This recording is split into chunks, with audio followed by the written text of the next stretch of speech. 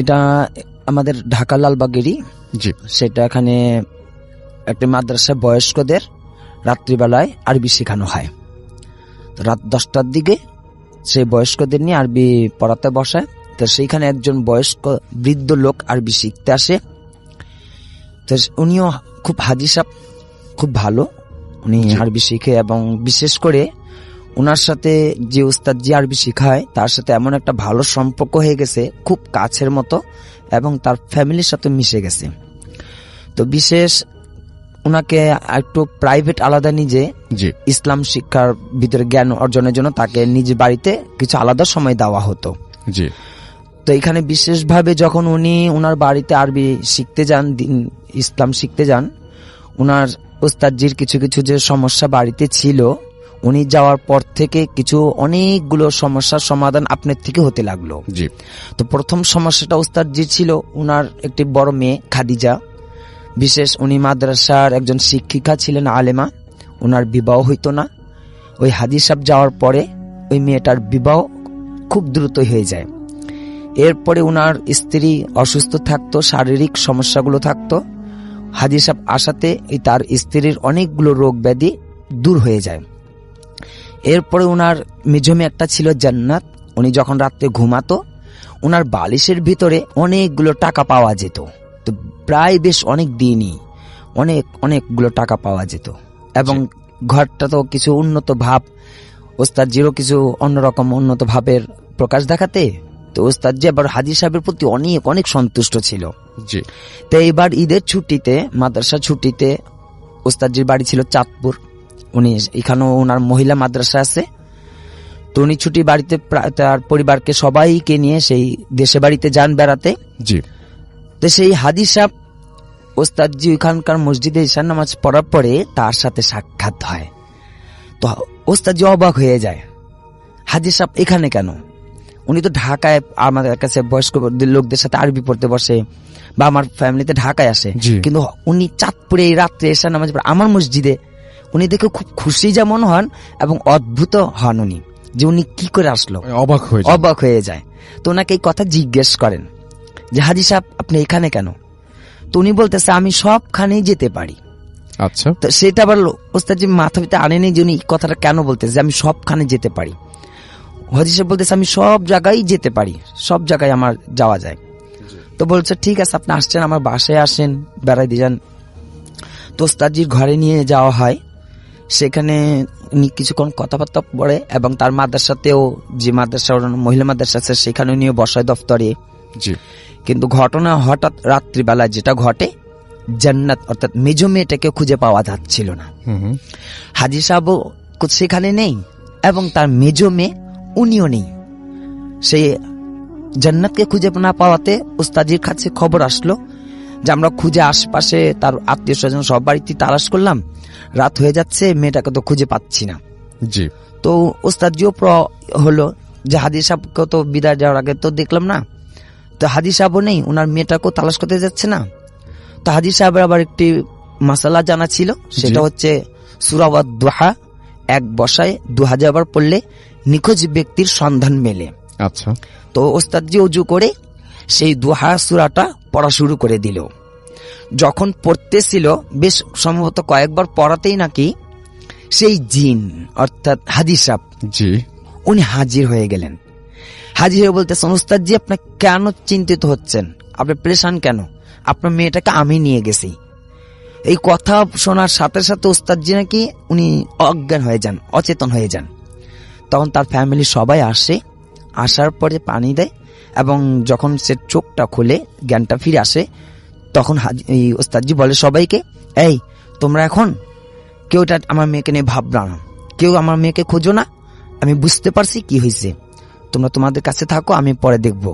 ওস্তাদজি শুধু এই কথাটুকু বলার পরে রাত্রিতে সে ওযু করে মানে 2 রাকাত নামাজ পড়ে আল্লাহ সাহায্য নেন।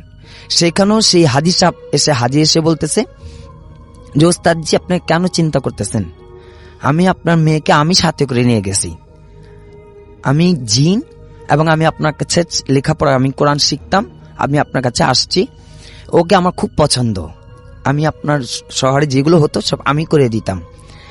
তো বলতেছে আপনি এখন ঢাকায় ফিরে যান, ওই ঢাকা ফিরে গেলে আমি সেইখানে আপনার মেয়েকে ফিরিয়ে দেব। তো ওস্তাদজি বলতেছে এটা কেমন, তুমি অনেক বয়স্ক। তখন জিজ্ঞেস করলো তুমি কার সাথে কিভাবে থাকলা, কি কোথায় আসো? তখন সেই উনি বলতেছে যে আমার নাম রফিকুল্লাহ।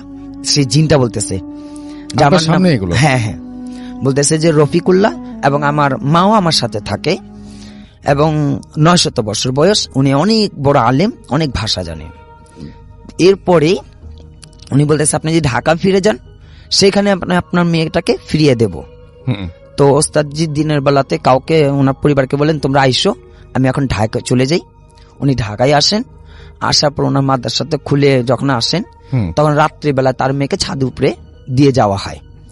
তো কিন্তু তার ওস্তাদজির কাছে একটা অনুরোধ সেটা থাকে যে এই মেয়েটাকে বিবাহ দেওয়া যাবে না। আচ্ছা, যে আপনি মেয়েটাকে বিবাহ দিতে পারবেন না কোথাও, এবং আমাকে এর কাছ থেকে আলাদাও করতে পারবেন না। আমি ওর সাথে সব সময় থাকবো, একে ছাড়বো না কোনোদিনও। তো ওস্তাদজি আমাকে ডাকাইছিল, যে ওস্তাদজি ডাকাইছে আমি ওনার কাছে কিতাবও পড়ছি, উনি আমার শিক্ষক। সেই ওস্তাদজি আমাকে নিয়ে বসাইলে বললো যে দেখ বাবা এরকম এরকম সমস্যা পড়ে গেছি, তুমি একটু কথা বলো এবং দেখো কি করা যায়। তো আমরা তার সাথে কথা বলি। তো উনি একটি কথাই আর কি আমাদের কাছে অনুরোধ রাখে যে আমি জান্নাতকে কোনোদিন হারাবো না, আমি জান্নাতকে কোনোদিন ছাড়বো না, আমি জান্নাতের সাথেই থাকবো এবং ওকে বিবাহ দেওয়া যাবে না। আমি ওর কোনো ক্ষতি করব না, ও যেভাবে আছে সেভাবে ঠিক থাকবে, কিন্তু ওকে কোনোদিন বিবাহ দেওয়া যাবে না। তা আমি পরবর্তীতে বলছি ঠিক আছে এখন আপনি চলতে থাকেন, যেহেতু আপনি একটি বয়স্ক জিন, খুব বৃদ্ধ, আর ও তো এখন অল্প বয়সের একটা মেয়ে। বলছে কোনো সমস্যা নেই, আমি ওর কোনো ক্ষতি করতে যাব না। এই ঘটনাটা এটাই ছিল আমার। Thank you so much. আমি চলে যাচ্ছি আফনান ভাইয়ের কাছে আজকে প্রথমেই, এবং তার কাছ থেকে একটা ঘটনা শুনবো। আশা করছি এই ঘটনাটিও আপনাদের অনেক ভালো লাগবে। চলুন শুনে আসি আফনান ভাইয়ের ঘটনা। আফনান ভাই আসসালামু আলাইকুম, কেমন আছেন? ওয়ালাইকুম আসসালাম, আলহামদুলিল্লাহ খুব ভালো আছি। আশা করি আপনারাও সবাই ভালো আছেন, লিসেনাররা তারাও সবাই খুব ভালো আছে।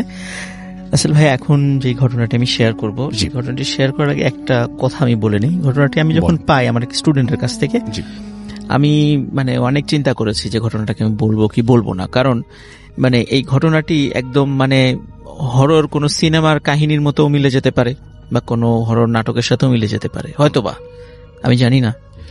কিন্তু ঘটনাটি শোনার পরে আমার মনে হয়েছে যে এটা একটু আসলে বলা উচিত, কারণ এই ধরনের ঘটনা আমি আসলে সচরাচর পাই না আর কি। তো এই ঘটনাটা আমি পেয়ে গেছি আলহামদুলিল্লাহ। তো এখন সরাসরি আমি ঘটনাতে চলে যাই। ঘটনাটির সময় রাসেল ভাই 1974 সাল। স্থানটা মানে শুরুর স্থানটা ছিল জগতী স্টেশন, যেটা কুষ্টিয়া জেলার জগতী স্টেশন। আর ওই সময়টাতে জগতী স্টেশন অনেক ব্যস্ততম একটা স্টেশন ছিল। স্পেশালি ওই কলকাতা থেকে ওই দর্শনা হয়ে যে ট্রেনগুলো আসতো আর কি, ওখানে প্রচুর মানে মাল খালাস করা হতো। অনেক ব্যস্ততম একটা স্টেশন ছিল ওই সময়টাতে। এখন অবশ্যই তার কিছুই নাই। তো ওই সময়ে একদিন মানে মোটামুটি সকাল 11টা মানে বেলা 11টার দিকে একটা ঘটনা আর কি। তো ট্রেন আসছিল, তো হঠাৎ মানে লোকজন দেখছিল যে একজন মহিলা শাড়ি পরা, ঘোমটা দিয়ে মাথা ঢাকা, সে রেল লাইন পার হচ্ছে।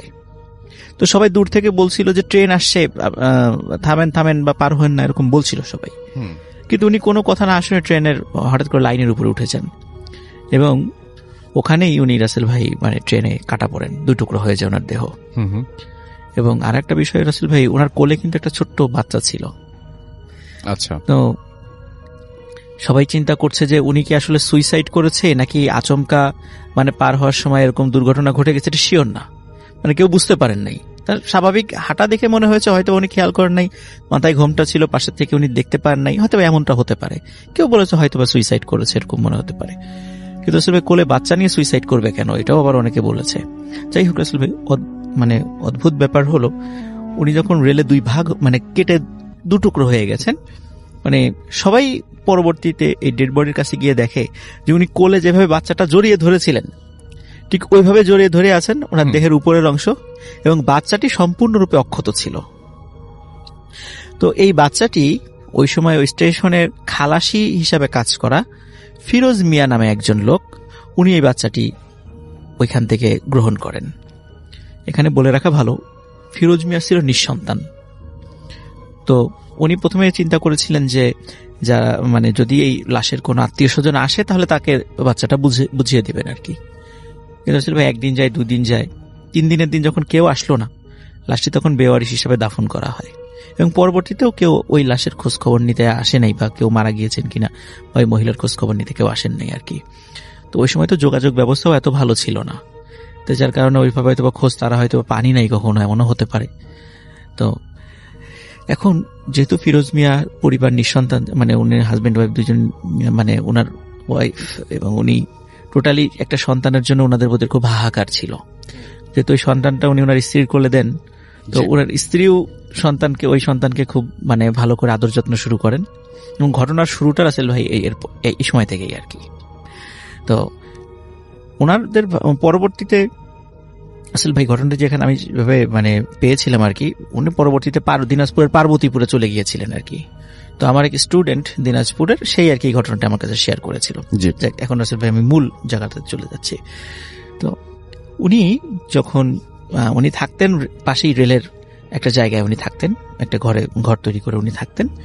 তো উনি এবং ওনার স্ত্রীর ভাষ্য অনুযায়ী মানে গভীর রাত্রে মনে হতো একটা ছায়া মূর্তি ঘরের ভিতর দিয়ে ঘুরছে।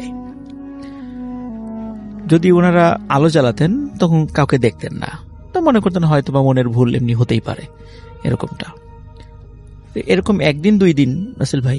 এরপরে ওই ফিরোজ মিয়া যেদিন রাত্রে নাইট ডিউটি থাকতো, যেদিন রাতের বেলা ট্রেন আসার সময় হতো, মাল খালার সংক্রান্ত ওই বিষয়গুলো দেখাশোনার দায়িত্ব থাকতো, ওই দিন তো ওনার স্ত্রী একা ঘুমাতেন, বাচ্চা থাকতো পাশে। তো ওই সমস্ত দিনগুলোতে রাসেল ভাই বেশি ভয়ঙ্কর ঘটনা ঘটে আর কি। তো ওনার স্ত্রী একদিন মানে ফিল করছিলেন যে রাত্রেবেলা ঘুমের ঘোরেই যে উনি ওই বাচ্চার দিকে কাত হয়ে শুতেন এবং বাচ্চার গায়ের উপর হাত দিয়ে ঘুমাতেন, এটা ছিল ওনার অভ্যাস। তো রাত্রেবেলা উনি ফিল করছিলেন ওনার হাতের নিচে শূন্য, মানে কিছু নাই। তো উনি চমকে ওঠেন, কি ব্যাপার, কোথায় গেল বাচ্চা, কোথায় গেল? অন্ধকারের ভিতরে হাত দিয়ে দেখেন যে কোথাও মানে বিছানায় কোথাও নেই। তো চিন্তা করছে আলো জ্বালাবেন, মানে ওই সময় ঘরে ইলেকট্রিসিটি ছিল না আর কি, হয়তো উনি হারিকেন জ্বালাবেন। তো উনি ঘরে যে চাঁদের আলো আসছিল তাতে উনি যতটুকু দেখছিলেন তখন মনে হচ্ছে একটা ছায়ামূর্তি এই বাচ্চাটিকে কোলে নিয়ে ঘুরছে। তখন উনি যখনই চিৎকার দেওয়ার সাথে সাথে তখন মনে হলো যে ওই ছায়ামূর্তি দৌড় দিয়ে এসে বিছানায় ওই বাচ্চাটিকে রেখে অদৃশ্য হয়ে গেল। তো তারপর উনি আলো জ্বালান, কাউকে দেখেন না। ওনার হাজবেন্ড যখন সকালবেলা আসে তখন তাকে এই ঘটনাটা বর্ণনা করা হয়। তখন ওরা বললেন যে হয়তোবা ওনারা ভালো কোনো হুজুরের কাছে যান যে আসলে ঘটনাটা কি সেটা জানার জন্য। তো হুজুর একটা দায়সারা একটা কথা বলে দেন যে এই বাচ্চার উপরে জিনের প্রভাব আছে, এই সেই এগুলো বলে একটা তাবিজ কবজ দিয়ে দেন আর কি, মানে দায়সারা একটা কথা। তো কিন্তু এই তাবিজ বা এইগুলোতে কিছুই কাজ হচ্ছিল না। ঘটনা কিন্তু রাসেল ভাই রেগুলার ঘটছিল এই ধরনের বিষয়গুলো। এখন তো ফিরোজ মিয়া চিন্তা করেন যেহেতু এই হতে পারে এই বাসায় সমস্যা, এরকম চিন্তা করে উনি যে কাজটা করেন এটা হলো উনি ওই জগতী স্টেশন থেকে ওই দিনাজপুরের পার্বতী স্টেশন ট্রান্সফার হয়ে চলে যান এবং ওইখানেই ওই বাচ্চাটা বড় হয় আর কি। তো ওইখানে যাওয়ার পরে এভাবে মানে বেশ এই রাতের বেলা এই ছায়ামূর্তির এই বিষয়গুলোটা না ওনারা বেশ একটু স্বাভাবিকভাবে পরবর্তীতে নিয়ে নেন। এটা যখন কিছুতেই কাজ হচ্ছিল না, অনেক মানে হুজুরের শরণাপন্ন হয়ে যখন কোনো কাজ হচ্ছিল না, এতটুকু কাজ হয় যে একটু কমে আসে এই ঝামেলাটা, কিন্তু এটা বন্ধ হচ্ছিল না। ওনারাও বিষয়টা একটু অভ্যস্ত হয়ে যান, যেহেতু বাচ্চার কোনো ক্ষতি হচ্ছে না বা তাদেরকে কোনো ভয় দেখাচ্ছে না, এই জন্য বিষয়টা ওনারা অভ্যস্ত হয়ে যান এবং বিষয়টা ওনারা পার্বতীপুর এসে বিষয়টা গোপন রাখেন। যেমন জগতীতে অনেকে জেনে ফেলেছিল, তো পার্বতীপুর এসে বিষয়টা গোপন রাখেন যাতে কেউ না জানে, আশেপাশের প্রতিবেশীরা না জানে। রাসেল ভাই এখানে একটা বিষয়, সেটা হলো ওই বাচ্চার আচরণে কিছু অদ্ভুত ব্যাপার ছিল। সেটা হচ্ছে যে এমনি নর্মালি আমরা বাচ্চারা দেখি বেশ চঞ্চল প্রকৃতির হয়, কিন্তু ওই বাচ্চাটি ছিল বেশ মানে খুব শান্ত প্রকৃতির। প্রথমে মানে ফিরোজ মিয়া এবং তার ওয়াইফ মনে করছে বাচ্চাটি হয়তোবা বোবা, সে হয়তোবা কথা বলতে পারে। তো বেশ বয়স হয়ে যাওয়ার পর আস্তে আস্তে সে বাবা বা মা এরকম বলা শুরু করে, তখন বোঝে যে না হ্যাঁ সে কথা বলতে পারে, কিন্তু সে খুবই কম কথা বলতো, প্রয়োজন ছাড়া মানে সেরকম কোনো শব্দও করতো না। মানে বাচ্চারা এমনি অনেক সময় শব্দ করে, সে প্রয়োজন ছাড়া ওরকম হয়তো শব্দও করতো না। তো যখন সে আস্তে আস্তে বড় হতে থাকে তখন তাকে স্কুলে ভর্তি করে দেওয়া হয়। স্কুলে ভর্তি হওয়ার পর তখন ওই দেখা যেত যে এমনি বাচ্চারা আমরা দেখি স্কুলগুলোতে বাচ্চারা মানে একটু দুষ্টামি করে, একে অন্যের সাথে মারামারি করে। তো এইখানে যেটা হতো সেটা হলো ওই বাচ্চার সঙ্গে যদি কেউ মানে মারামারি করতো, দেখা যায় ওই বাচ্চাটা বাসায় গিয়ে খুব অসুস্থ হয়ে পড়তো। আচ্ছা, তো এইটা একটা অদ্ভুত ব্যাপার। তো এটা প্রথম দিকে কেউ ওইভাবে বেশ স্বাভাবিকভাবে নিয়েছিল, কিন্তু পরবর্তীতে এই বিষয়গুলো মানে যখন বাচ্চার গার্জিয়ানরা এই বিষয়গুলো একটু একটু একটু করে অনুধাবন করতো এবং কানাঘুষা করতো, আস্তে আস্তে এই বিষয়গুলো তখন চাউর হয়ে যায়। তখন একটা কথা হয় যে এই বাচ্চাটা হলো মানে আমরা যেটা বলি যে অলক্ষী, অপায়া, এই ধরনের কথাগুলো যেগুলো বলে থাকি, বা ডাইনি, এই টাইপের কথা, যে ওর সাথে মিশতে দেওয়া যাবে না বাচ্চাদেরকে। তখন হয়তো কি বাচ্চাদের মানে গার্জিয়ানরা ওর সাথে কাউকে মিশতে দিত না। তো এইভাবে ওই মেয়েটি আবার খুব নিঃসঙ্গ বোধ করতো, কিন্তু খুব প্রয়োজন ছাড়া কখনো কথা বলতো না কারোর সাথে। এইভাবে সে বড় হতে থাকে। তো এর মধ্যে রাসেল ভাই যেই বিষয়গুলো দেখা যাচ্ছে যে দিন যেতে থাকে, সেও বড় হতে থাকে এবং একটা সময় তার বিবাহের সময়ও চলে আসে। বিবাহের সময় আসলে এইখানেই রাসেল ভাই সবচেয়ে অদ্ভুত যে ঘটনাটি ঘটে আর কি, সেটা হচ্ছে যে যখন মেয়েকে সাজিয়ে বসিয়ে রাখা হয়েছিল বিয়ের দিন, তখনও মানে ছেলে পক্ষ থেকে বাসা থেকে লোক আসে নাই, তখন যে ফিরোজ মিয়া সে ওই মেয়ের কাছে গিয়ে একটা অদ্ভুত ব্যাপার দেখে যে ওই মেয়ে কোনো একটা মহিলার সাথে কথা বলছে। তো এই কথা বলছে এবং ওই মহিলাটা দেখার পরে ফিরোজ মিয়া চিন্তা করছেন এই মহিলাটাকে আমি কোথায় যেন দেখেছি। আচ্ছা, উনি খুব অবাক হয়ে যান যে আমি কোথায় দেখেছি তাকে। চিন্তা করতে থাকেন, মানে চিন্তা করতে থাকেন যে বহুদিন আগে কোথায় যেন দেখেছি, কিন্তু মনে করতে পারছেন না। তখন যখন ফিরোজ মিয়া ওই মহিলাটাকে দেখেন, তখন ওনার ফিরোজ মিয়ার চোখের সামনেই ওই মহিলাটি অদৃশ্য হয়ে যান। আচ্ছা, এবং ফিরোজ মিয়া ভয় পেয়ে তার মেয়েকে জিজ্ঞেস করেন যে এই তোমার পাশে তুমি দিব্যি হেসে কথা বলছিলে, এ কে? বলে ইনি আমার আম্মা। তখন ফিরোজ মিয়া চিনতে পারে ওই যে রাসেল ভাই ওই যে রেলে যে কেটে গিয়েছিল যে মহিলাটা, আসলে ওটা উনি ওই ফিরোজ মিয়া সেই মহিলাটাকেই ওখানে দেখেছেন ওই বাচ্চার পাশে, মানে ওই মেয়েটার পাশে আর কি। তখন উনি চিন্তা করেন যে এটা কিভাবে সম্ভব, ওই মহিলাটা তো মারা গেছে, তাহলে কি এতদিন যে ছায়ামূর্তির যে বিষয়গুলো আমরা দেখেছি, আমরা যেটাতে অভ্যস্ত, তাহলে কি এই মহিলাই কি সেটা ছিলেন? আর আরেকটা রাসেল ভাই, যখন মেয়েটির বিয়ে হয়ে যায়, অদ্ভুত ব্যাপার হলো বিয়ের পরে সে যখন হাজব্যান্ডের মানে ওই পরিবারে যখন গিয়েছে, এরপর থেকে কিন্তু আর কখনো কেউ ওই ছায়ামূর্তিকে দেখে নাই। এটা রাসেল ভাই একটা অদ্ভুত ব্যাপার, যে হয়তোবা ওই ফ্যামিলিতে যদি ওরকম কোনো ভৌতিক ঘটনা ঘটতো, তাহলে তার শ্বশুর বাড়ির লোকজন হয়তোবা মেয়েকে মানে বাপের বাড়ি পাঠিয়ে দিত, বা সেখানে কোনো অশান্তি হওয়ার ভয় থাকতো। ওই পরিবারে কিন্তু কখনো এই ধরনের ঘটনাটা দেখা যায় নাই। তো এই বিষয়টা রাসেল ভাই, যদিও আমি স্টোরিটা ছোট, তো এই স্টোরিটা যখন আমার কাছে প্রথম আসে, তখন আমি কিছু কিছু মানে মুভির কিছু কিছু কাহিনীর সাথে আমি একটু মিল পেয়েছিলাম। আমি মানে চেষ্টা করেছিলাম এটা সত্যতা যাচাই করার জন্য। তো এইখানে একটা রাসেল ভাই একটা বলে রাখা ভালো, সেটা হলো যে এটা আমাদের মনে হতেই পারে হয়তোবা ওই মায়ের আত্মা হয়তোবা সেখানে এসে এতদিন ছিল, এটা মনে হতেই পারে, কিন্তু আসলে এটা আমি বলে রাখি যে অনেক সময় দেখা যায় রাসেল ভাই আমাদের কিন্তু মানে আমাদের সাথেও কিন্তু অনেক জিন থাকে, যেটা আমরা হয়তো টের পাই না। তো অনেক সময় অনেক লোকের সাথে ভালো জিন থাকে, কিন্তু লোকটা যখন মারা যায় তখন ওই জিনটা চেষ্টা করে যে পরবর্তীতে তার হয়তো কোনো উপকার করার জন্য। তখন দেখা যাচ্ছে যে তার রূপ ধরে বা তার সুরতে বা বিভিন্ন সময়, এটা হয়তো মাইনুদ্দিন ভাই ভালো বলতে পারবেন আমার কথা ঠিক আছে কিনা, যে অনেক সময় দেখা যায় যে এরকম উপকারগুলো তারা করে থাকেন। হয়তোবা এরকমটা হতে পারে যে ওই মায়ের সুরতে বা ওই মানে যে ছায়ামূর্তিটা, ওটা একটা জিন ছিল যেটা মেয়ের বিবাহের আগ পর্যন্ত চেষ্টা করেছে তাকে বিভিন্ন। এবং তারপরে আপনি কোথা থেকে এসেছেন সেটা বলবেন, এবং তারপরে আপনার ঘটনায় যাব প্লিজ। থ্যাংক ইউ রাসেল ভাই। আসসালামু আলাইকুম লিসেনার। আমি এসেছি জামালপুর থেকে, আমি মোহাম্মদ মিরাজ। আমি আপনাদের আজকে যে ঘটনাটা শেয়ার করতে যাব, আমি তো সরাসরি ঘটনাতে চলে যাই। এই ঘটনাটা ঘটে আমার উস্তাদের সাথে। আমি একজন ড্রাইভার, তো আমি যার কাছে আর কি গাড়ি চালানো শিখি। জি বলেন। তো তার সাথে এই ঘটনাটা ঘটে 2016 সালের দিকে।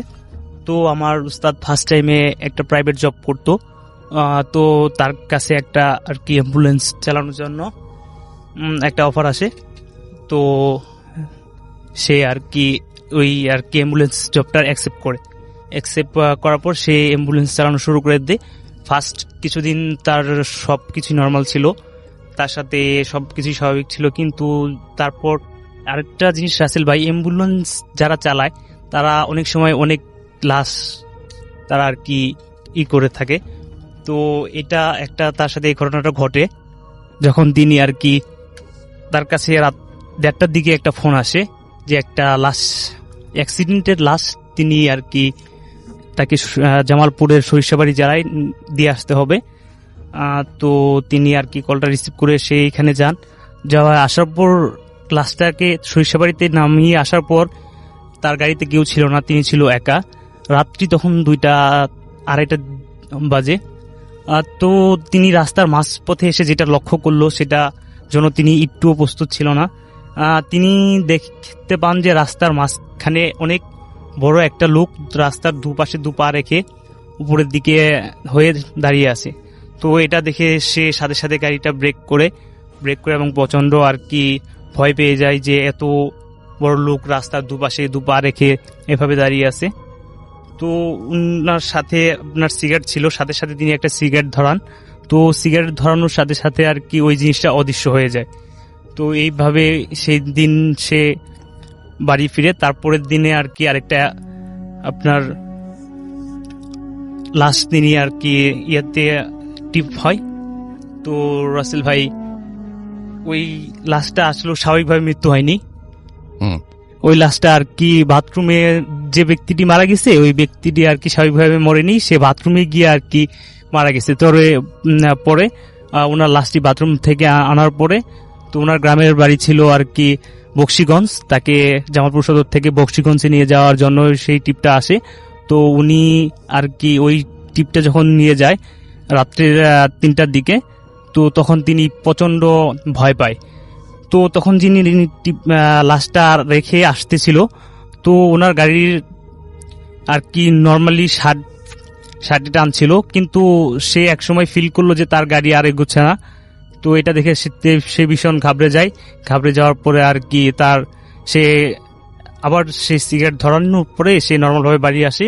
বাড়ি আসার পর সেদিন রাত্রে তিনি স্বপ্নে তাকে বলা হয়, দেখানো হয় যে তুমি যদি এই পেশাটা না ছাড়ো তাহলে তোমার পরিবারের বিশাল একটা ক্ষতি হতে পারে। তো এটা দেখার পরে আর কি রাসেল ভাই সে একজন বুজুর্গ হুজুরের কাছে যায়। হুজুরের কাছে যাওয়ার পর ঘটনাটা শেয়ার করার পর হুজুর তাকে একটা তাবিজ দেয়। তাবিজ দেওয়ার পরে বলে যে আপনি যেহেতু এই স্বপ্নটা দেখছেন তাহলে আপনার জন্য ভালো হবে এই পেশাটা ছেড়ে অন্য পেশাটায় যাওয়া। তো রাসেল ভাই এই ঘটনার পরে তার একটানা 7 দিন সে আর কি জ্বরে ভুগছে। তারপর সে যখন জ্বর সুস্থ হয়েছে তারপর সে আর কি এই পেশাটা ছেড়ে এখন অন্য একটা পেশা। ধন্যবাদ আপনাকে। আমরা চলে যাব আমাদের পরবর্তী অতিথির কাছে। আপনার নামটা একটু প্লিজ বলবেন, কোথা থেকে এসেছেন, তারপর আপনার ঘটনায় যাবেন আপনি। এবং ইন দ্য মিন টাইম আমি আরেকবার বলি, আপনারা যারা ঘটনা পাঠাতে চান তাহলে তারা আমাদের অ্যাড্রেসটা একটু মনে রাখবেন। আমাদের অ্যাড্রেস হচ্ছে FURTFM which is BHTFM@radio.FM। আপনার নাম, ঠিকানা এবং ফোন নাম্বার সহ আপনার জীবনে ঘটে যাওয়া বা আপনার জানা সেরা ঘটনা লিখে পাঠান আমাদের কাছে। ঘটনার শুরুতে অবশ্যই উল্লেখ করুন যে ঘটনাটি আপনি স্টুডিওতে এসে শেয়ার করতে চান নাকি আপনি চান আপনার ঘটনা আমরা পড়ে শোনাই। চলে যাব আমাদের অতিথির কাছে। আপনার নামটা একটু বলবেন, কোথা থেকে এসেছেন, তারপর আপনার ঘটনায় যাব। আসসালামু আলাইকুম রাসেল ভাই। ওয়ালাইকুম সালাম। আসসালামু আলাইকুম রিসলার্স। আমি আল মামুনিক, আমি এসেছি উত্তরা থেকে, আমার হোম ডিস্ট্রিক্ট মানিকগঞ্জ। তো আমি যে ঘটনাটি এখন শেয়ার করতে যাচ্ছি সেটি হচ্ছে মানিকগঞ্জের একটি ঘটনা, আমার সাথে নিজের সাথেই ঘটে যাওয়া একটি ঘটনা। ঘটনাটি হচ্ছে রাসেল ভাই 2015 সালে তো ফেব্রুয়ারি মাসে তো আমাদের গ্রামে একটি মেলা হয়। তো 15 দিন ব্যাপী একটা মেলা হয়। তো মানিকগঞ্জ ডিস্ট্রিক্টে এটা আসলে অনেক সবাই আর কি জানে যে এই মেলাটা হয়। তো আমরা একদিন যাত্রা হয় মেলার মধ্যে, আপনার যাত্রা প্লাস গান হয়। তো দিনের বেলায় গান হয়, রাত্রে যাত্রা হয়। তো সেই ক্ষেত্রে আমাদের গ্রামের লোক একদিন আপনার যাত্রা করার জন্য রাত্রে প্রস্তুতি নিয়েছে যে তারা যাত্রা করবে। তো সেই ক্ষেত্রে আমরা সবাই গিয়েছি, আমরা বন্ধু বান্ধব, তো এলাকার অনেক লোকজন গেছে। তো সেক্ষেত্রে আমরা গেছি। তো যাত্রা শুরু হইতে রাত 12টার দিকে। তো আমরা যে ফ্রেন্ড সার্কেল মিলে গিয়েছি, তো তারা বলতেছে 4 জন ছিল প্লাস আমরা ছিলাম। তো তারা বলতেছে যে আমরা চলে যাব, ভালো লাগতেছে না। তো আমি বললাম যে তাহলে যা। আমি চিন্তা করলাম যে তাহলে আমি এই লোক, আমাদের যে গ্রামের যে লোক আছে তাদের সাথে আমি যাব। তো ওরা চলে আসলো। তো আমি যাত্রা দেখতেছি। এক সময় আপনার আমার মাথার মধ্যে পেন করতেছে, ব্যথা করতেছে। তো চিন্তা করতেছি যে কেউ কি যাবে, মানে খোঁজাখুঁজি করতেছি যে কেউ যাবে কিনা। তো খোঁজাখুঁজির পরে দেখলাম যে কেউ যাচ্ছে না। তো চিন্তা করলাম যে একাই যেতে হবে, মানে মাথার মধ্যে প্রচুর পেন করতেছে, ব্যথা করতেছে। তো যেই বাবা সেই কাজ। তো আস্তে আস্তে মানে বের হয়ে গেলাম। তো যাচ্ছি মানে আমাদের মেলাটা হচ্ছে এমন জায়গায়, তো মেলার থেকে আপনার একটা বিল আছে, বিলটা পাড়ি দিয়ে তারপর আমাদের গ্রামে ঢুকতে হয়। তো বিলের মাঝখান দিয়ে রাস্তা আছে, রাস্তা দিয়ে আস্তে আস্তে হাঁটতেছি। তো রাসেল ভাই আমার স্মোকিং করার অভ্যেস ছিল, তো সেই ক্ষেত্রে আমি সিগারেট একটা জ্বালিয়ে আস্তে আস্তে হাঁটতেছি। তো হাঁটতেছি বিলের মাঝখানে রাসেল ভাই আপনার একটা ইয়ার মতো পড়ে, কালভার্টের মতো পড়ে, মানে ছোট সাঁকো বা ব্রিজ, এরকম একটা ব্রিজ পড়ে। তো সেখানে গিয়ে দেখি যে আমার যে 4টা ফ্রেন্ড ছিল ওরা বসে আছে। যেমন আমার ফ্রেন্ড ছিল, নাম নয়ন ছিল, সে এখন পুলিশে চাকরি করে, সে বসে আছে। ওরা বসে আছে, আমি ওকে বলতেছি কিরে এত তাড়াতাড়ি চলে আসলি। আমি বললাম যে তোরা তো অনেক আগে চলে আসছিস, তো এখানে বসে আছিস কেন? তো ওরা বলতেছে যে আমাদের একটা ফ্রেন্ড ছিল তো আপনার পাশের গ্রামে, তো এই বিলটা পাড়ি দিয়ে যেতে হবে ওদের বাসায়। তো বলতেছে ওর বাবা অনেক অসুস্থ, তো আমাদের ফোন দিয়েছিল, সেই জন্য বসে আছি যে যাবো এখন। তো আমাকে বললো তুই যাবি কিনা। আমি এখন চিন্তা করলাম যে ফ্রেন্ডের বাবা অসুস্থ, তো যেতেই হয়। তো সেই ক্ষেত্রে আমি ওদের সাথে রওনা দিলাম। ওরা বলতেছে যে ঠিক আছে তুই আগে আগে যা। মানে সেক্ষেত্রে আমার একটা ফ্রেন্ড ছিল নাম নয়ন, আর আমার একটা ভাতিজা ছিল ওর নাম হচ্ছে হৃদয়। তো ওরা অনেক সাহসী, তো ওরা আমাকে বলতেছে তুই আগে যা, তো আমরা তোর পিছিয়ে পিছিয়ে আসি। তো আমি একটু মানে অবাক হইলাম যে ওরা অত সাহসী, মানে ওরা আগে না যে আমাকে আগে পাঠাতে যাক। তারপর আমি আগে আগে মানে হাঁটতেছি। তো রাসেল ভাই আপনার ওই গ্রামটা যেতে হলে আপনার একটা বিলের মাঝখানে একটা ভিটা পরে, ভিটার নাম হচ্ছে খৈসুন্দরী ভিটা। ওটা আমাদের মানিকগঞ্জে সবাই এক নামে চিনে, মানে আমাদের এলাকার, মানে ওই ভিটাটা অনেক খারাপ একটা জায়গা। তো আমরা যাচ্ছি তো মানে কথাবার্তাই বলতেছে, সবাই কথাবার্তা বলতেছে, বলতে বলতে যাচ্ছি। তো ওরা পিছনে পিছনে, আমি সামনে সামনে হাঁটতেছি। তো ওই ভিটাটার কাছে যখন রাসেল ভাই আমরা আসলাম, তো আমি যখন ভিটাটার ভিতরে ঢুকলাম, তো ঢোকার পরে তো আপনার পিছন দিকে, এখন ওরা কথা বলতেছিল, পিছন দিকে দেখি কোনো কথার শব্দ নাই। তো আমি চিন্তা করলাম যে কথা বলতেছে না, পিছন তাকে দেখি ওরা কেউ নাই। তো আমার সাথে আসলে এরকম ফান ওরা আসলে অনেক সময় করে থাকছে। যেমন আমার ফ্রেন্ড নয়ন আছে, ও মাঝে মাঝে আমার সাথে এরকম করে। তো আমি বারবার ডাকতেছি যে কিরে তোরা কই গেছিস, তো আমাকে কি ভয় দেখানোর চেষ্টা করতেছিস নাকি, আমি কি ভয় পাই নাকি যে আমাকে ভয় দেখানোর চেষ্টা করতে, এরকম ধরনের কথাবার্তা বলতেছি। তো অনেকক্ষণ ডাকাডাকির পরে রাসেল ভাই মানে কাউকে দেখতে পাচ্ছি না, মানে সবাই মানে তখন আমি রাসেল ভাই ভীষণ ভয় পেয়ে গেছি যে আসলে কি ওরা কি আজও আমার বন্ধু না কি, আমি কার সাথে আসলাম। তো যেই রাসেল ভাই আমি এই কথা চিন্তা করতে করতে সামনের দিকে তাকিয়েছি, রাসেল ভাই দেখি যে আমার সামনে 4টা লাশ, মাথা কাটা অবস্থায় 4টা লাশ আপনার ঝুলতেছে, মানে মাথা নেই, প্লাস আপনার গলা, মাথার সাইড। নিজের চোখে দেখেছেন এটা? জি আমার নিজের সামনে রাসেল ভাই। তো দেখতেছি আপনার অজস্র রক্ত ঝরতেছে, সাদা কাফন পরানো 4টা লাশ। তো এটা দেখে রাসেল ভাই আপনার যে কোনো স্বাভাবিক মানুষের আর ওই জায়গায় স্থির থাকার কথা না। তো আমি প্রচন্ড ভয় পেয়ে যাই, এবং ভয় পেয়ে এক সময় চিন্তা করি যে দৌড়ে পালাবো। কিন্তু রাসেল ভাই আমার পা যে আমি দৌড়ে যে পালাবো, আমি দৌড়ানোর জন্য আমি যে চেষ্টা করব, কিন্তু আমার পা চলতেছে না, আমি পুরো নিস্তব্ধ হয়ে গেছি, দাঁড়িয়েছি। আপনার দৌড়ানোর পিছনের দিকে যে ঘুরে তাকাইছি, পিছনের দিকে দৌড় দিয়ে পালাবো, মানে বিলের মাঝখান দিয়ে দৌড় দিব। তো সেক্ষেত্রে রাসেল ভাই আমি পিছনের দিকে তাকিয়ে দেখি সেম আরো 4টা লাশ পিছনে ঝুলতেছে। আর এমন বিকট শব্দের হাসি রাসেল ভাই, এরকম হাসি আমি কখনোই শুনি নাই। আর এরকম হাসি যে মানে শুধু হাসতেছে আর আমার দিকে এগিয়ে আসতেছে, মানে আমাকে আক্রমণ করার জন্য এগিয়ে আসতেছে। তো এই সময় আমি আল্লাহর কাছে খালি একটা প্রার্থনা করলাম, আল্লাহ আমাকে সেন্সলেস করে দাও। কিন্তু আল্লাহ তাআলা আমাকে সেন্সলেসও করতেছে না।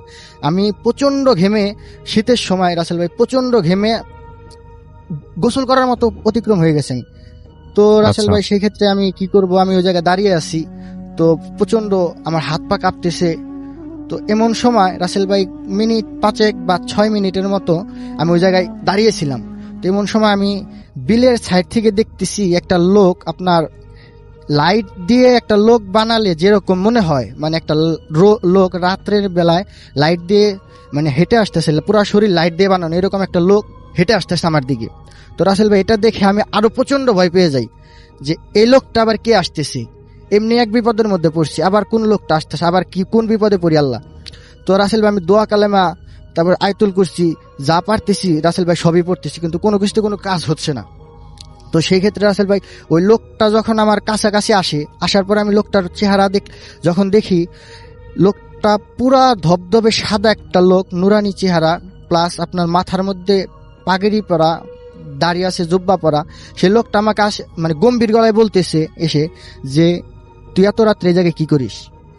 তো আমি লোকটায় ভয়ে ভয়ে উত্তর দিলাম যে আমার একটা ফ্রেন্ডের বাবা অসুস্থ, তো আমরা 4-5 জন ফ্রেন্ড মিলে এই জায়গায় আসছি যে আমরা ওই গ্রামে যাব। তো সেই লোকটা আমাকে বলল যে তোর কোনো ফ্রেন্ডের বাবা অসুস্থ না, তোকে এখানে নিয়ে আসা হয়েছে তোকে ক্ষতি করার জন্য, কিন্তু তুই সামনে সামনে যা, ঠিক আছে, আর পিছনের দিকে তাকাবি না, তুই সামনে সামনে যাবি। তো আমি রাসেল ভাই আরো ভয় পাই, কারণ কিসের জন্য যে আমাকে আবার কোন জায়গায় নিয়ে যায়। তো আমাকে সেই লোকটা বললো যে তুই সামনে সামনে, তুই বাড়ির দিকে যাবি, পিছনের দিকে তাকাবি না। তো রাসেল ভাই যেভাবে বললো আমি সেভাবেই বাড়ির দিকে হাঁটা ধরছি। বাসায় আসার পর আপনার কোনো সমস্যা হচ্ছিল? জি রাসেল ভাই, বাসায় আসা পর্যন্ত আমার কোনো সমস্যা হয় নাই। তো বাসায় আসার পরে আমার দাদি আমাকে জিজ্ঞেস করতেছে যে তুই কই গেছিলি। তো আমি দাদিকে আমি বললাম রাসেল ভাই যে আমাকে এই কাহিনী সবকিছু খুলে বললাম। খুলে বলার পরে তো আমার দাদি আমাকে ঘরের ভিতরে নিয়ে গেল। নিয়ে যাওয়ার পরে আপনার গ্রামের যে রীতি আছে, গরম পানি করে গোসল করালো, তারপরে আপনার লোহা সেক দিয়ে পানি খাওয়ালো। জি, বুঝতে পেরেছি। Thank you so much. আমরা যেটা করব সেটা হচ্ছে সরাসরি আমরা চলে যাব একটা পরের ঘটনায়, এবং আমাদের সঙ্গে এই মুহূর্তে আরো একজন অতিথি আছেন। আপনার নামটা একটু প্লিজ বলবেন এবং আপনি কোথা থেকে এসেছেন সেটা বলবেন, তারপরে আপনার ঘটনায় যাব আমরা, এবং আশা করছি যে এই ঘটনাটি আপনাদের ভালো লাগবে। জি, আসসালামু আলাইকুম রাসেল ভাই, আমি এরশাদ উত্তরা থেকে। জি রাসেল ভাই, আজকে ঘটনা আমি যেটা বলবো লঞ্চ রিলেটেড। আপনি ওদের জানেন যে স্পেশালি ঢাকা, আমরা কোন লঞ্চের নাম টাম বলবো না, কিন্তু কোন জায়গায় বলছি না, এই রুটে অনেক বড় বড় লঞ্চ চলে। বাট এই ঘটনা যেটা বলছি এটা হচ্ছে 1982,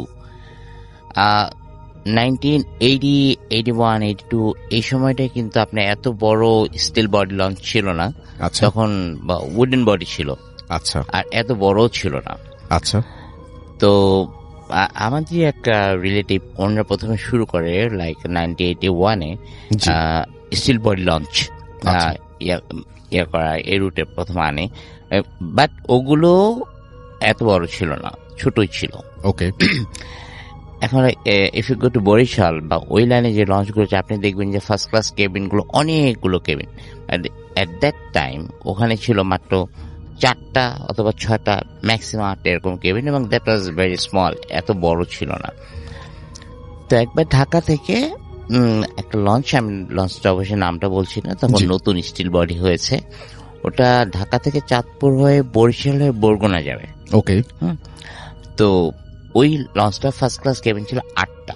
ওকে। 8টা, but as that was very small cabins. ওই লঞ্চে ঢাকা থেকে একজন তান্ত্রিক, he was based in Barguna, Amtali Barguna. আচ্ছা।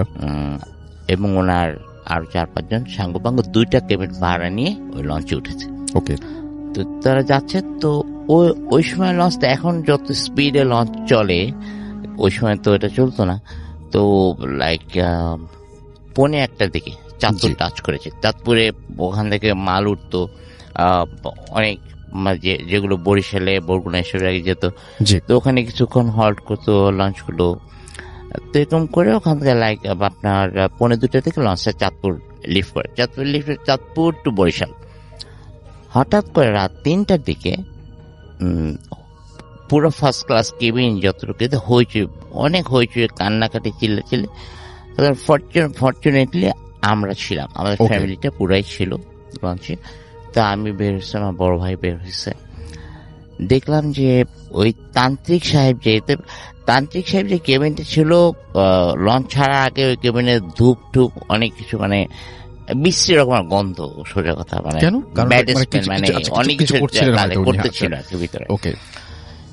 তো এর মধ্যে থার্ড ক্লাস লঞ্চে থাকতো, ওখান থেকে কিছু লোক আসে লঞ্চে, যারা আনসার ছিল, যারা ডিউটি করে, ওরা আসছে। আসার পর জানা গেল যে তান্ত্রিক যখন চাঁদপুর এরিয়াটা লিভ করে, তখন তান্ত্রিক সাহেব বাথরুমে গিয়েছে, আর বের হয় নাই। তো দেরি দেখে প্রায় 1 ঘন্টা 1.5 ঘন্টা হয়েছে। তার যারা চেলাপেলা যারা ছিল তার সাথে তারা ডাকাডাকি করছে, নক করছে, কিন্তু ভিতর থেকে কোনো সাড়া মিলছে না। তারপরে এই জন্য তারা অনেকক্ষণ ইয়ে করবে, ধাক্কা থেকে করবে, তখন তারা ইয়ে করতেছে, নয়েজ করতেছে ঢাকায়।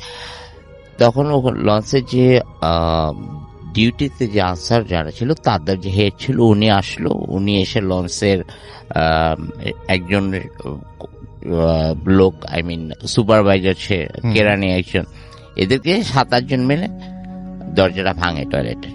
আচ্ছা রাসেল ভাই, এখনকার যে লঞ্চের টয়লেট গুলো, এগুলো মোটামুটি বেশ বড়, কিন্তু এট দ্যাট টাইম ওই 1981-82-তে যে লঞ্চের টয়লেট ভেরি ন্যারো। এবং ওখানে এখন তো মনে করেন এই যে পশ লঞ্চ গুলোতে লাইক কমোড সিস্টেম, ওখানে তো কমোডের কোনো বালাই ছিল না, তখন প্যান। যখন দরজা তারা ভাঙে, তখন ভিতরে শুধু দেখা গেল তান্ত্রিকের একটা পা, লেফট লেগ, আর একটা হাতের কবজির ছেঁড়াপেড়া কিছু অংশ, ওনার কিছু কাপড়ের একটা লুঙ্গি, আর মনে হয় লুঙ্গিটার কিছু অংশ ছেঁড়া, আর গায়ে চাদর মতো কিছু, ওটা হচ্ছে প্যানের মধ্যে। তার মানে তান্ত্রিককে যেভাবে প্যানের মধ্যে থেকে টেনে নিচে না হয়, মানে ওনাকে যে নিয়ে গেছে, এটা মানে ভিজিবল, স্পষ্ট, যারা দেখেছে সবাই বুঝতে পারছে ওনাকে, আদারওয়াইজ বের হওয়ার কোনো ওয়ে নেই। ওই একটা যাই হোক, এটা দেখে তখন অ্যাট দ্যাট মোমেন্টে তো কিছু জানা গেল। পরে জানা গেল যে বিকজ লঞ্চটা আমার এক রিলেটিভ, ক্লোজ রিলেটিভ ছিল, পরে জানা গেছে ওই তান্ত্রিক সাহেব he was very much involve with black magic, এবং ওই ধরনের কোনো অ্যাসাইনমেন্ট নিয়েই সে ঢাকা এসেছিল, বাট কাজটা হয়নি। আচ্ছা, হয়নি, এবং they are going back to Amtali, Barguna আমতলির দিকে যাওয়ার সময় that was the revenge from that, যে আপনি যখন আপনি প্লাস আপনারা যারাই বলেন যে ব্ল্যাক ম্যাজিক ভালো না, অফকোর্স ইটস নট, এটা আমি একটা বললাম যেটা একটা ঘটনা, যে ব্ল্যাক ম্যাজিক কত খারাপ হতে পারে। That was my story. আসলে থ্যাংক ইউ সো মাচ। আপনার ঘটনার জন্য আপনাকে অনেক ধন্যবাদ, এবং আমরা চলে যাব আমাদের পরবর্তী অতিথির কাছে। আপনার নামটা প্লিজ একটু বলবেন, কোথা থেকে এসেছেন, তারপরে আপনার ঘটনায় যাব। জি, আসসালামু আলাইকুম লিসেনার্স, আমি রনি, মিরপুর থেকে আসছি, মিরপুর 1। জি, আজকে যে ঘটনাটি বলবো সেটি আমাদের অফিসের এক ভাইয়ের কাছ থেকে শোনা। জি, সো সে যেভাবে বলছে আমি ঘটনাটি সেভাবেই বলছি। তার এলাকায় একটা মসজিদে এক বয়স্ক হুজুর ছিল, মানে হুজুর বলতে বয়স্ক ইমাম, মানে খুব পরহেজগার ছিল, এলাকার লোকজন তাকে খুব ভালোবাসতো। আর বিশেষ বলে রাখা ভালো যে ওই এলাকায় একটা প্রচলিত কথা ছিল যে ওই এলাকায় নাকি জিনেরা নামাজ পড়তো, এরকম একটা কথা প্রচলিত ছিল। একদিন এরকম এক জিনে হুজুরের সাথে আইসা দেখা করে, মানে একাকি, তাকে ভালো লাগে, আইসা দেখা করে, সরাসরি পরিচয় দেয় যে আমি জিন, আপনাকে খুব ভালো লাগছে, আপনার পিছনে অনেকদিন নামাজ পড়ছি, আপনার সাথে বন্ধুত্ব করতে চাই। এরকম বলার পর দেখা যায় হুজুরের সাথে খুব একটা গুড রিলেশন হয়ে যায়, তার ওঠা বসা, খুব একটা ভালো সম্পর্ক, এমনকি হুজুরে তাকে তার নিজ বাড়িতে পর্যন্ত নিয়ে যায়। এরকম এভাবে খুব ভালোই চলছিল। খুব ভালো চলার পর ঘটনাটি শুরু হুজুরে যখন মারা গেল, তখন হুজুরে মারা যাওয়ার পর হলো আসল ঘটনাটি শুরু। হুজুরের 3 ছেলে 1 মেয়ে ছিল, মানে ঘটনাটি শুরু হয় হুজুরের মেয়ের সাথে, আসলে ছোট মেয়ের সাথে। ছোট মেয়েটা খুব মানে মোটামুটি চঞ্চল প্রকৃতির ছিল, কিন্তু খুব পরহেজগার ছিল, যেহেতু হুজুরের মেয়ে, বা নামাজ রোজা এইসব করতো এরকম। কিন্তু বিশেষ মানে কিছুদিন পরে তার মধ্যে বিশেষ কিছু পরিবর্তন লক্ষ্য করা দেখা যায়। যেমন সে মানুষের সাথে তেমন একটা কথা বলে না, বা একাকী থাকাটা পছন্দ করে, এরকম একটা দেখা যায়। কিন্তু বিষয়টি প্রথমে তার ফ্যামিলি অতটা গুরুত্ব দেয় না, যে স্বাভাবিক হয়তোবা। কিন্তু আসল ঘটনাটি যখন ঘটে, মানে হঠাৎ করে সে একদিন মানে তাকে খুঁজে পাওয়া যাচ্ছে না, এরকম একটা চারিদিক খোঁজাখুঁজি, তার আত্মীয় স্বজন প্লাস মানে সব দিকে খোঁজা হয়, কিন্তু মানে তার কোনো হদিস পাওয়া যায় না। ফ্যামিলি অনেক কিন্তু অনেক খোঁজাখুঁজির পরও তাকে পাওয়া যায় না। 3 দিন পরে মানে হঠাৎ করে সে কোথা থেকে যেন মানে নিজেই বাড়িতে আসে। বাড়িতে আসার পর লোকজন মানে ভিড় জমায়, আশেপাশের লোকজন কান্নাকাটি করে, তাকে জিজ্ঞেস করে যে আসলে তুমি কোথায় গেছিলা, বা কি হয়েছিল তোমার সাথে, বিষয়টা কি, এরকম জিজ্ঞেস করার পর বা কোনো উত্তর নেই। মানে একাকী থাকা পছন্দ করে, মানে একাকী এরকম। তো তারা এক হুজুরের শরণাপন্ন হয়। হুজুরে এসে বলে রীতিমতো, যেরকম হুজুরে বলে যে তার সাথে জিনে আসর করছে, বা এই টাইপের একটা কিছু, যা দেওয়ার আর কি প্রচলিত অনুসারে দিয়ে যায়। বাট তাতে তেমন কোনো কাজ হয় না। এরকম মানে এরকম ঘটনা অহরহ ঘটেই চলতেছে, যেমন একাকী হয়ে গেছে, আরো শরীরের অবস্থা খারাপ হয়ে যাইতেছে, প্লাস মানুষের মধ্যে থাকে না, এরকম এরকম একটা দেখা যাচ্ছে। মাঝে মাঝে দেখা যায় যে 2-1 দিনের জন্য তাকে খুঁজে পাওয়া যায় না, এরকম ঘটনাটা মানে কমন হয়ে গেছে একটা পর্যায়ে। সো একজন আইসা বলল, মানে একটা হুজুর বলল যে ওর সাথে যেটা আছে খুব শক্তিশালী জিন, একে সারাতে হলে মানে কোনো বড় হুজুরের শরণাপন্ন হতে হবে। পরিবারের সবাই খুব মানে খোঁজাখুঁজির পরে দেখা যায় তাদের মানে গ্রাম থেকে একটু দূরে, কিছু দূরে একটা হুজুরের সন্ধান পেল। হুজুরে মানে বড় ধরনের আলেম, তাকে যে সব ঘটনা খুলে বলার পর হুজুরে অ্যাটলিস্ট আসলো, এসে মানে যেভাবে দরকার আর কি, মানে তার প্রসেসিং অনুযায়ী মানে জিন হাজির করলো। হাজির করার পর মানে সে সালাম দিল, সালামের উত্তর দিল। তারপর হুজুর যখন জিজ্ঞেস করলো যে তোমার মানে কি ব্যাপার, যে মেয়েটার উপর তুমি কেন এরকম নির্যাতন করতেছো বা কেন এরকম করতেছো, তখন জিনটা খুলে বলে যে আমি এই মসজিদে নামাজ পড়তাম, তো ওর বাবার সাথে আমার সাথে খুব একটা মানে ভালো সম্পর্ক হয়ে যায়। আমি ওর বাসায় আসছি, আমি ওর বাসায় যখন আসছি তখন ওকে আমার ভালো লাগে, আসলে আমি ওকে বিয়ে করতে চাইতেছি কিন্তু ওকে আমি ছাড়বো না, এরকম একটা কিছু। হুজুরে বলে যে না, সেটা কি করে সম্ভব। তো অনেকক্ষণ কথা কাটাকাটির পর শেষ পর্যায়ে যেতে রাজি হয়। রাজি হওয়ার পর যেরকম আর কি কথা, যে গাছের ডাল ভেঙে যাবে এরকম, তাদের বাড়ির বের হওয়ার পথে একটা বড় গাছ ছিল, গাছের একটা ডাল ভেঙে দিয়ে যায়। পরবর্তীতে দেখা যায় মেয়েটা বিভিন্ন তদবিরের পর সুস্থ আছে। আর শেষ পর্যায়ে ঘটনাটি প্রায় 6-7 বছর আগের ঘটনা, কিন্তু বর্তমানে মেয়েটার একটা বাচ্চাও আছে, স্বামী সংসার নিয়ে খুব ভালো আছে। এই ছিল রাসেল ভাই আমার ঘটনা। Thank you so much. আপনার ঘটনার জন্য আপনাকে ধন্যবাদ এবং আশা করছি যে আপনাদের এই ঘটনাটিও ভালো লেগেছে। ওকে রাসেল ভাইয়া, আমি বলছি ঘটনাটি। এই ঘটনাটি সাধারণত কোনো সহজলভ্য ঘটনা নয় বা কোনো নাটকীয় গল্প নয়। এটা জিনের বাদশা বা অত্যন্ত রাগী কোনো জিনের গল্প, যা সাধারণ থেকেও অনেক বেশি লোমহর্ষক হয়। একটি ঘটনা আমি তুলে ধরতেছি। এই ঘটনাটি ঘটেছিল উত্তরবঙ্গের এক প্রত্যন্ত গ্রামে, যেখানে বিশাল এক পুরনো বট গাছ ছিল। গ্রামের মানুষ বলতো ওই গাছে এক অতি প্রাচীন এক রাগী জিন বাস করে। তার মেজাজ এতই খিটখিটে যে গাছের একটা পাতাও বিনা অনুমতিতে কেউ ছিঁড়লে বা যদি কেউ ওই গাছের নিচে দাঁড়িয়ে থাকে বা হিসু করে, তার ওই জিনের কাছ থেকে কোনো নিস্তার নেই। শহর থেকে আসা এক যুবক, তার নাম ছিল আরিয়ান। ছেলেটা এসব বিশ্বাস করতো না। সে চ্যালেঞ্জ করলো, সে একাই অমাবস্যার রাতে ওই বট গাছের নিচে গিয়ে 1 ঘন্টা বসে থাকবে। গ্রামবাসী তাকে মানা করলো, অনেকবার বারণ করলো, কিন্তু ওই যে শহর থেকে আসছে, সেসব বিশ্বাস করে না। আলোয় জমজমাট এলাকায় গাড়ি ঘোড়ার মধ্যে বড় হয়েছে। সে ব্যক্তি কিছু শুনলেই না, মানে শুনেইনি গ্রামবাসীদের কথা। রাত ঠিক 12টা বাজে। তখনই আরিয়ান তার বন্ধু বান্ধব গ্রামবাসীদের কাছে বলে, তার কাছে যে টর্চ লাইট ছিল, ওই টর্চ লাইট হাতে নিয়ে সে গাছের নিচে গিয়ে বসলো। সে যখন বসলো, বসার 10 মিনিট পর থেকেই আবহাওয়াটা পাল্টাতে শুরু করলো। চারিদিকে ঘুটঘুটি অন্ধকার এবং সবকিছু কেমন যেন কোলাহল মুক্ত, মানে নিঃশব্দ বা নিস্তব্ধ হয়ে গেল। এমনকি রাতের বেলা, আপনারা জানেন অমাবস্যার রাতে অনেক ঝিঝি পোকা বের হয়। এই ঝিঝি পোকার ডাক ছিল, কিন্তু সে বসার পরে সবকিছু নিস্তব্ধ হওয়ার পরেও ওই ঝিঝি পোকাগুলোর ডাকও বন্ধ হয়ে গেল। আরিয়ান হঠাৎ করে অনুভব করলো তার ঘাড়ের কাছে কেউ যেন খুব জোরে তপ্ত নিঃশ্বাস ফেলছে,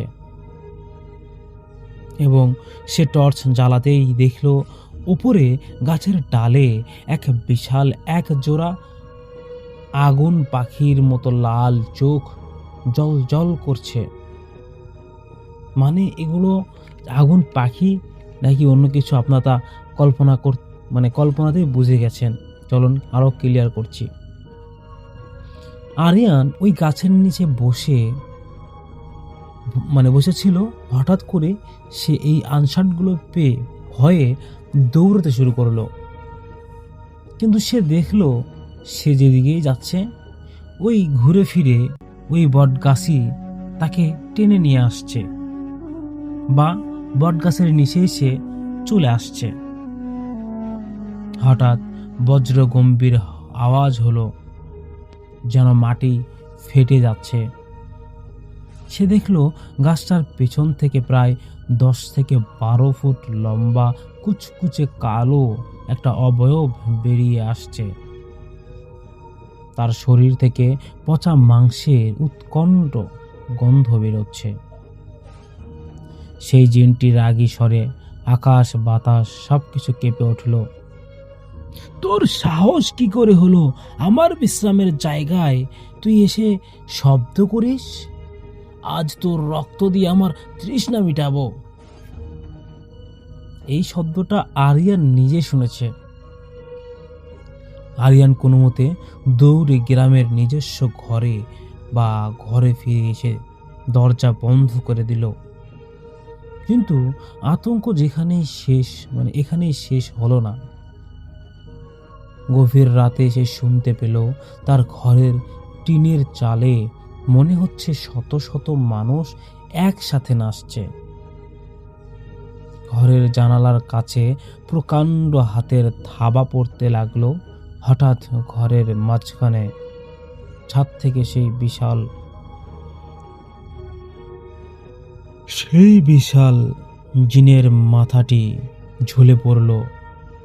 তার মুখ দিয়ে আগুনের হালকা বের হচ্ছিল এবং তার চোখ দিয়ে রক্ত ঝরছিল। এই রক্তটা আগুনের মতো রক্ত। পরের দিন সকালে আরিয়ানকে তার ঘরের মেঝেতে অজ্ঞান অবস্থায় পাওয়া যায়। তার শরীর ছিল গভীর অনেক আঁচড়ের দাগ, যেন কোনো বড় পশু বা অন্য কিছু তাকে আক্রমণ করেছে। গ্রামের গুণী ওঝা এসে অনেক কষ্ট করে তার ওপর থেকে সেই জিনের আসর সরান। তবে সেই ঘটনার পর আরিয়ান আর কোনোদিন স্বাভাবিক হতে পারেনি। সে তার বাকশক্তি হারিয়ে ফেলে এবং আমৃত্যু সেই সেই ভয়ঙ্কর লাল চোখের আতঙ্ক লেগেছিল। লোককথা অনুযায়ী জিনের জগৎ অনেক রহস্যময়। নির্জন স্থানে একা চলাফেরা করার সময় সাবধান থাকা এবং ধর্মীয় সুরক্ষা কবচ পাঠ করা শ্রেয়। এইরকম ঘটনা যাদের ভালো লাগে আমি বলবো আপনারা আমাদেরকে অবশ্যই লিখে যাবেন যে ভাইয়া ঘটনা কেমন লাগলো, বা যদি ভালো নাই লাগে তাহলে আপনাদের সাথে ঘটে থাকা কিছু ঘটনা যদি আমার ভয়েস ভালো লাগলে ভয়েস দিয়ে যদি শোনাতে চান তাহলে অবশ্যই আমাদেরকে পাঠিয়ে দেবেন। এবং আপনারা যদি চান আপনাদের কণ্ঠে ঘটনা বলবেন সেটাও আমাদেরকে পাঠিয়ে দেবেন। আমরা সেই ঘটনাটি আপনাদের মন মতো করার চেষ্টা করব এবং সেটা ছাড়বো সবার মাঝে। আজকের মতো এখানেই বিদায় নিচ্ছি। সবাই ভালো থাকবেন, সুস্থ থাকবেন। দেখা হচ্ছে নেক্সট কোনো ইমেল এপিসোডে। আসসালামু আলাইকুম। আপনারা বেশি বেশি করে আমাদেরকে ইমেল করবেন, আমরা আপনাদের ঘটনাগুলো পড়ি, খুবই ভালো লাগে।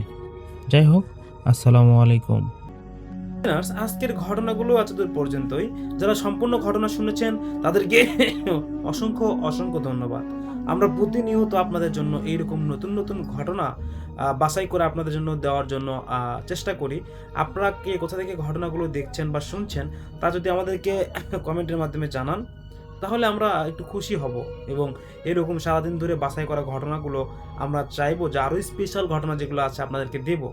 তো আমি চাই আপনারা একটু বলেন যে ডক্টর আলিফ আফরান ভাইয়া, বাবু ভাইয়া, হাফিজ মঈনুদ্দিন ভাইয়া, আরও অনেক হুজুরের ঘটনা আছে। কার ঘটনা শুনতে চান তা আমাদের একটু কমেন্ট করে জানাবেন।